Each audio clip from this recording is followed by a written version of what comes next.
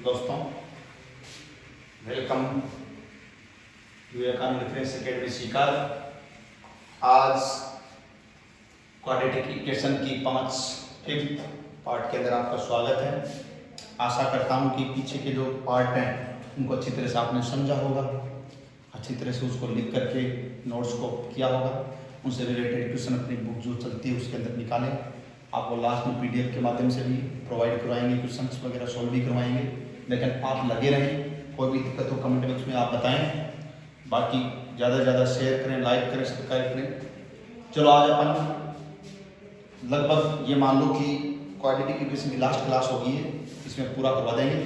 तो quadratic equation की part 5 है, इसके अंदर अपन पढ़ेंगे, ठीक है। चलो बेटा, बहुत शानदार चीज बताते हैं इसमें। बेटा हमने द्विघात समीकरण पढ़ा है, द्विघात समीकरण और द्विघात बहुपद। मैंने जब ये क्लास स्टार्ट की थी उसमें द्विघात मतलब बहुपद भी बताया था आपको। तो जैसे देखो, मैं इसके अंदर जो बता रहा हूं, क्या बता रहा हूं, द्विघात बहुपद, क्योंकि द्विघात समीकरण से रिलेटेड ही है। तो क्वाड्रेटिक बहुपद बोल दें या व्यंजक भी बोल दें, क्योंकि मैंने पहली क्लास में आपको बताया था, याद करो, कि हर बहुपद व्यंजक होता है। हर बहुपद व्यंजक होता है, हर व्यंजक बहुपद नहीं होता है, क्योंकि ऐसा व्यंजक जिसमें केवल एक सिंगल वेरिएबल यानी चर हो वह व्यंजक बहुपद कहलाता है। इसलिए बहुपद है ये व्यंजक की विशेष परिस्थिति होती है। बहुपद है ये व्यंजक की विशेष परिस्थिति होती है। इसलिए मैंने क्या बताया कि बहुपद व्यंजक होता है, इसलिए इसको आप व्यंजक भी बोल सकते हैं, बट हर व्यंजक बहुपद नहीं होता है, ठीक है। चलो, मैं fx ले रहा हूं ax² plus bx plus c equal to 0, sorry equal to 0 नहीं। अगर मैं इसके बराबर 0 लेते तो द्विघात क्या हो जाएगा, समीकरण हो जाएगा ना। तो ये द्विघात क्या है, बहुपद लिया है, ठीक है। और वही बात, where all a b c belongs to, चलो मैं इसमें वो परिमेय से क्यों में ले लेता हूं।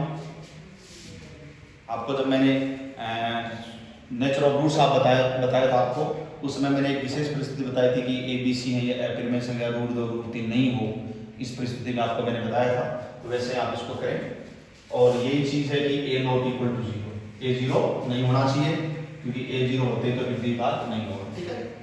अब एक बात सभी बच्चे गौर से सुनेंगे, बहुत शानदार, मतलब एक बात क्या सुनेंगे कि बेटा ये तो द्विघात व्यंजक है यानी बहुपद अपन पढ़ रहे हैं, और द्विघात समीकरण जो हमने पढ़ लिया है।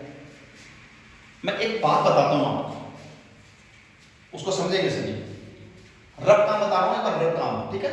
जैसे मैंने लिखा x² minus 10x plus 21 equal to 0, लिख दिया। बोलो बेटा ये क्या है, what is this, this is quadratic equation, ये द्विघात समीकरण। चलो इसको सोल्व किए, फैक्टर से कर लें, द्विघात सीधे सूत्र से भी कर सकते हैं, x इक्वल टू माइनस का b plus minus root of b square minus 4ac equal to a, ठीक, उससे कर सकते हैं। और फैक्टराइजेशन की गुणनखंड से भी कर सकते हैं, गुणनखंड कर लें। तो x² माइनस के फैक्टर हो गए इसके, तो x इंटू x माइनस का 7 माइनस का 3 into x minus 7 equal to 0, ठीक है। इस तरीके से x minus 7 and x minus 3 equal to 0, इस तरह से x इक्वल टू 3 और 7 इसका आंसर आ जाएगा। इक्वल टू अलग अलग 0 करेंगे ना, तो क्या आ जाएगा 3 और 7, ठीक है। ये इसके क्या आ गए, हल, मूल, सॉल्यूशन। तो मैं बेटा क्या बताना चाह रहा हूं, अच्छी तरह गौर से सुनेंगे। जिस जमाने में एक द्विघात समीकरण है और उसके लिए जो आपके पास आए हैं, x के जो वैल्यूज आए हैं, ये वैल्यूज इसके हल, रूट्स, सॉल्यूशन कहलाते हैं। द्विघात समीकरण के जमाने में इनको अपन मूल, हल यानी कि मूल बोलते हैं, हल बोलते हैं, ठीक है। और इनको इस 3 को, अब इसको 3 को इसमें रखोगे ना, तो ये टोटल वैल्यू क्या हो जाएगी, 0 हो जाएगी, यानी इसको 0 करता है, ये 0 बना देता है। और 7 रखोगे तो भी 0 बना देगा, यानी संतुष्ट करेंगे, सेटिस्फाई करेंगे, तो सबको पता है। लेकिन इनको बोलेंगे क्या अपन, मूल हल बोलेंगे। आधी बात समझ में, क्या बोलेंगे, मूल हल बोलेंगे। लेकिन अगर मैं इक्वल टू 0 नहीं लगाता और इसको fx द्विघात बहुपद बोल देता, क्या बोलेंगे अब इसको अपन द्विघात क्या बोलेंगे, बहुपद बोलेंगे। और फिर इसको ऐसे फैक्टर करके, फिर इसको क्या करके फैक्टर करके लास्ट में जो आता है उनको इक्वल टू 0 करके फिर निकालेंगे, इक्वल टू 0 करके निकालेंगे। तो अब ये जो आए इनको हल नहीं बोलेंगे, मूल नहीं बोलेंगे, इनको शून्यांक बोलेंगे। क्या बोलेंगे, जीरोज, शून्यांक। यानी कि जो चीज, और ये है ना, ये इसके गुणनखंड है। तो हम 9th क्लास में पढ़ते हैं, 9th क्लास में आती है अपनी ये चीज कि ऐसा आता है कि जैसे ये लिखा हुआ है तो इसके सामने ये लिखा हुआ है, इसका गुणनखंड है या नहीं है, चेकआउट कीजिए कि that is factor of this, yes या नो, इसका गुणनखंड है या नहीं है। तो हम क्या करते थे, दो तरीके हैं, या तो इसका इसमें डिवाइड करते थे, भाग करते थे, पूरा भाग जाए, शेष पर रिमाइंडर 0 बचे, तो ये इसका गुणनखंड हो जाता है। ये तो एक तरीका होता है। या फिर क्या तरीका होता है कि इक्वल टू 0 करके x की वैल्यू जो निकालेंगे दैट इज कॉल्ड जीरोस। क्यों, क्योंकि अगर इसको x की जगह 3 इसमें रखें, 3 रखने पर अगर इसका मान 0 दे देता और ये देगा भी आपके सामने, देगा ये 0 देगा, तो इस x की वैल्यू 3 रखने पर ये 0 बना देगा इसको। इसलिए x इक्वल टू जो 3 है ये x का हल या मूल नहीं है, बहुपद के जमाने में ये मूल नहीं है, ये शून्यांक कहलाता है। ध्यान रखना, मतलब चीज वही है, लेकिन बहुपद के जमाने में शून्यांक बोलेंगे और समीकरण के जमाने में मूल या हल बोलेंगे। आई बात समझ में? बात समझ आ गई? चलो अच्छी बात है। इसका मतलब जिसको द्विघात समीकरण के हल को निकालने आते हैं और उसको उसके शून्यांक भी निकालने आते हैं, कोई अलग चीज है ही नहीं, निकाल सकते हैं। अगली बात, अगर एग्जाम में ये पूछ ले कि इस द्विघात समीकरण के द्विघात बहुपद के शून्यांकों की प्रकृति बताइए, what is nature of zeros of this quadratic expression. इस द्विघात बहुपद या व्यंजक जो है इसके शून्यांकों की प्रकृति कैसी होगी, नेचर कैसी होगी। तो जैसा हमने द्विघात समीकरण में किया था सेम वही करना है, वही d = b² - 4ac करना है, वही 0 से बड़ा आए तो फिर ये वास्तविक और समान होंगे, और 0 से बड़ा जो आया था वो अगर पूर्ण वर्ग आता है तो परिमेय और समान, और पूर्ण वर्ग नहीं आता है तो अपरिमेय और समान बताया था। समझे? वो चीज याद करनी, वो की वही है, कोई दिक्कत नहीं है। बस यानी कि वो का वही फॉर्मेट पूरा याद करना है, बस मूल की जगह वहां पे शून्यांक लगाते जाओ।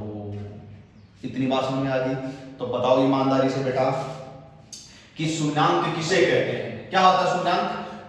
द्विघात बहुपद या व्यंजक में चर अक्ष के वो मान, अक्ष में है तो अक्ष के, y में है तो y के, वो मान जिनको उसमें रखने पर उनको शून्य बना दे, 0 कर दे, वो उसके शून्यांक कहलाते हैं। समझ गए? तो वही चीज है। तो बोलो शून्यांक समझ में आ गया। और एक बात और बताऊं आपको कि जब आप इसका डायग्राम बनाएंगे, क्या बनाएंगे? डायग्राम बनाएंगे, तो इसका डायग्राम जो भी बनेगा, क्योंकि मैं इतना फिक्स नहीं बोल रहा हूं कि आप ये नहीं कहते कि सर आपने तो डायग्राम गलत बना दिया, क्योंकि मैं ध्यान देकर के नहीं बना रहा हूँ, मतलब रफली बात समझा रहा हूँ आपको। इसको ध्यान से देख करके जो बात है वो आगे करेंगे अपन, ठीक है? मैं पहले बात ये कर रहा हूँ कि इसका डायग्राम मान लो ऐसे बना, इसका डायग्राम है वो मान लो कि ऐसे बना, इसका डायग्राम मान लो ऐसे बना, तो यहाँ जो है यहाँ पे ये x की वैल्यू 3 होगी, यहाँ पे x की वैल्यू कितनी होगी? 7 होगी। क्यों? क्योंकि x की वैल्यू 3 और 7 पे ये 0 हो जाता है। ये कौन है? ये y, ये fx कौन है? ये y का होता है। अरे fx gx hx फलन का मान, बहुपद का मान, हर बहुपद फलन होता है, बता चुका हूं, ठीक है? ये y होता है, ठीक है? ठीक है, तो ये जो y का मान है ना, ये y है, ये यही है, और ये x के मान आप रख रहे हो, तो ये 3 पर इसको 0 बनाएगा नहीं बनाएगा? क्योंकि ये शून्यांक इसको शून्य कर देगा। किसको शून्य कर देगा? fx यानी कि y के मान को शून्य कर देगा। अक्ष पे y का मान 0 होता है या नहीं होता? कसम खा करके बोलो होता है। It's okay. तो इसका x के मान 3 पे y का मान 0 हो गया, 7 पे भी 0 हो गया। तो कहने का मतलब शून्यांक जो द्विघात जो बहुपद होता है, व्यंजक होता है, उसके शून्यांक अक्ष के यानी चर अक्ष के ऐसे मान होंगे जो उनको शून्य कर देंगे, और डायग्राम से देखें तो ये हमेशा आपको अक्ष के ऊपर मिलेंगे। यानी कहने का मतलब ये वो बिंदु होते हैं, ये वो बिंदु होते हैं जब द्विघात बहुपद को बाय डायग्राम आप स्ट्रक्चर बाय डायग्राम आप उसको दिखाएं, तो ये जो शून्यांक है ये वो बिंदु होते हैं जहां पे ये द्विघात बहुपद का जो ग्राफ है ये अक्ष को काटता है। ये अक्ष को क्या करता है? काटता है। अक्ष को जहां काटेगा ना वो बिंदु है ये शून्यांक। द्विघात बहुपद के ग्राफ बनाने पर ये ग्राफ जहां जहां अक्ष को काटेगा वो बिंदु शून्यांक है, क्योंकि at this point at axis value of y equal to 0, y का मान 0 होता है, y का मान क्या होता है 0 होता है। समझ में आया? आएगा खटा, ठीक है। चलो अब मैं इसमें डिटेल से बात कर रहा हूं, ये तो मैंने समझाई बात आपको, क्योंकि द्विघात बहुपद व्यंजक है, इसके जो अक्ष के जो मान रखने पर 0 के तो क्या बोलेंगे शून्यांक। प्रकृति कैसे निकालोगे? जो द्विघात समीकरण में आपने पढ़ी थी, विवेचक d का मान b स्क्वायर माइनस 4ac का मान 0 से बड़ा, 0 के बराबर, 0 से छोटा, सेम वो ही वैसे ही करना, ठीक है। तो मैं उस पर डिटेल से यहाँ पे टाइम जाया नहीं करना चाहूंगा, वो दोबारा नहीं लिखाऊंगा, तो वही चीज है, ठीक है। अब मैं मेन चीज दिखा देता हूँ उसकी क्या है, देखिए बेटा एक बात बताइए, जैसे मान लीजिए इसी की मैं बात कर लेता हूं, और ले लो कोई भी, जैसे मैंने अभी बताया था आपको कि y इक्वल टू, y का मतलब f(x) तो वही की बात है, जैसे मैंने लिखा x स्क्वायर माइनस का 4h प्लस का 5 लिख दिया, मान लिख दिया। क्या है ये? द्विघात बहुपद है, व्यंजक है, ठीक है। अब देखो इसमें इसको पूर्ण वर्ग y इक्वल टू, इसको कम परफेक्ट स्क्वायर पूर्ण वर्ग बनाओ, तो इसको लिखेंगे x माइनस 2 का होल स्क्वायर माइनस का 4। कल परसों मैं समझाया था, कल परसों का मतलब पहली क्लास के अंदर समझाया था मैंने आपको कि इसका वर्गमूल x का गुणांक का चिन्ह आधा कर दो, होल स्क्वायर, इसी का वर्ग घटा दो, लिख दिया। ये क्या है? इसको बैलेंस बनाएगा, आगे क्या है प्लस का 5, ठीक है, इक्वल टू x माइनस 2 का होल स्क्वायर, 5 में से 4 जाएगा, प्लस का कितना बच गया 1, ये क्या है y, ये जो है x माइनस 2 का होल स्क्वायर, इसको इधर ले आए तो ये y माइनस 1।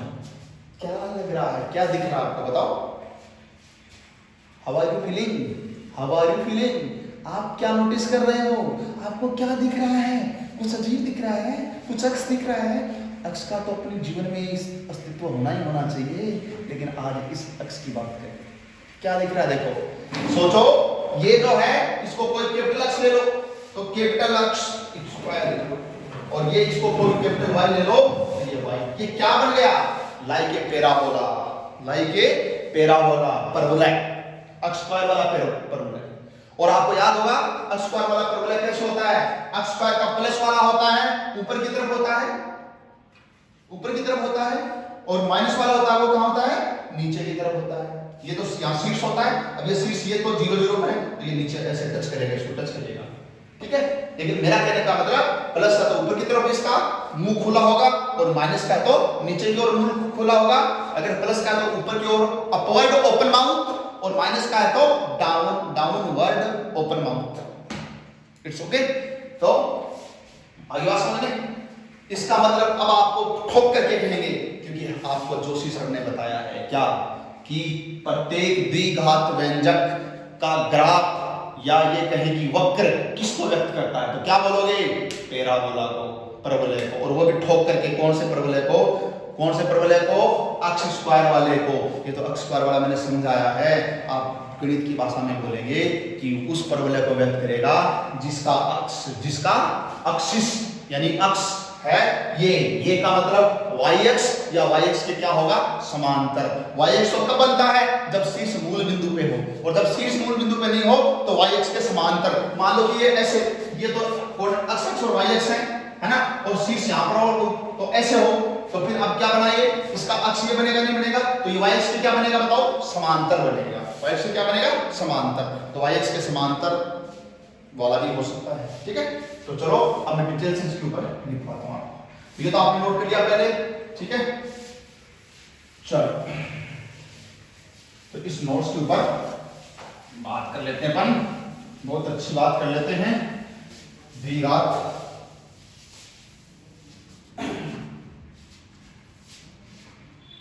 तो लेट f(x) इक्वल टू यानी y equal to ax square plus bx plus c abc belongs to y r और a नॉट इक्वल टू 0। और वो जो क्यू में लिया था ना मैंने, क्यू में वो प्रकृति, nature of roots, nature of zeros, यहाँ पे बहुपद के लिए शून्यांक बताया था, प्रकृति के लिए अलग से बताया था, ठीक है। चलो ये कोई द्विघात बहुपद है, ठीक है। तो मैं शॉर्ट में